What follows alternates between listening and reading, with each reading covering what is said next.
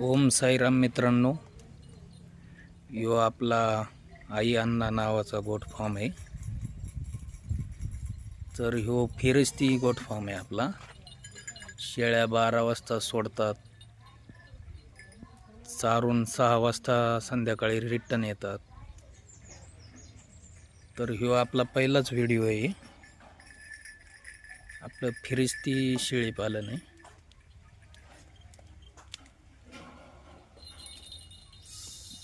आता सोडायचाच टाइम झालेला आहे.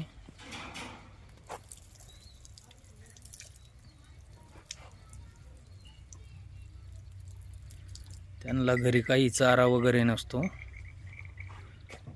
गहू वगैरे खुराक राहतं. बाकीच्या पूर्ण त्या रानामध्येच चरून येतात.